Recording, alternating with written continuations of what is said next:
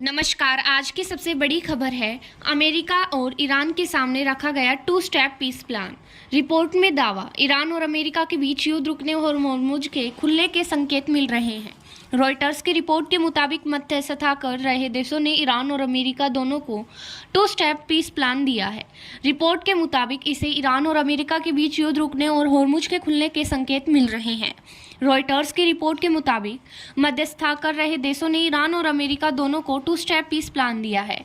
Report के मुताबिक इस प्लान को पाकिस्तान ने तैयार किया है। हालांकि इस पर कितना विश्वास किया जा सकता है, यह कहना अभी मुश्किल है।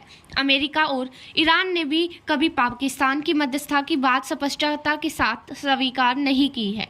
रॉयटर्स की रिपोर्ट को माने तो पाकिस्तान ने तेहरान और अमेरिका दोनों के साथ ही 2 चरणों वाला प्लान साझा किया है। पाकिस्तान खुद कई बार दावा कर चुका है कि वह ईरान और अमेरिका के बीच मध्यस्थता कर रहा है।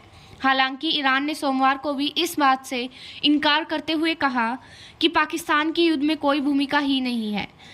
ईरान ने इसे दावा को खारिज कर दिया है। अमेरिका के साथ कोई बातचीत कर रही है। वहीं डोनाल्ड ट्रंप का कहना है कि ईरान के साथ जल्द ही डील होगी और अगर ऐसा नहीं हुआ तो उसे पूरी तरह तबाह कर दिया जाएगा। इससे पहले अमेरिकी वेबसाइट एक्सियोस ने सूत्रों के हवाले से अपनी रिपोर्ट में जानकारी दी थी कि इस संघर्ष को सुलझाने के लिए 2 चरणों की योजना तैयार की गई है। इसमें पहले चरण में 45 दिनों के युद्ध विराम पर चर्चा हो रही है। एक अमेरिका अधिकारी के हवाले से अपनी रिपोर्ट में बताया है कि ट्रंप प्रशासन ने हाल के दिनों में ईरान के सामने कई प्रस्ताव रखे थे, लेकिन ईरानी अधिकारियों ने अभी तक उनमें किसी भी को स्वीकार नहीं किया है। अमेरिकी राष्ट्रपति डोनाल्ड ट्रंप ने इसे पहले सोशल मीडिया पर ईरान के ऊर्जा संयंत्रों पर और पुलों को मंगलवार को नष्ट करने की भूमिका धमकी दी थी और होर्मुज जलमर्द को खोलने की मांग की है। एक्सियोस की रिपोर्ट के अनुसार संघर्ष को समाप्त करने के लिए एक 2 चरणों वाले समझौते पर फिलहाल चर्चा चल रही है। पहले चरण में 45 दिनों का युद्ध विराम शामिल है, जिसके दौरान अंतिम शांति की शर्तों पर चर्चा की जाएगी। सूत्रों ने कहा कि यदि पक्षों को बातचीत के लिए अधिक समय की आवश्यकता होती है तो इस युद्ध विराम को बढ़ाया भी जा सकता है।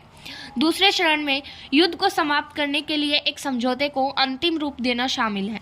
युद्ध विराम की इन बातों के बीच ही अमेरिका और इजराइल के हमले में तेहरान में कम से कम 6 बच्चों की मौत हो गई है।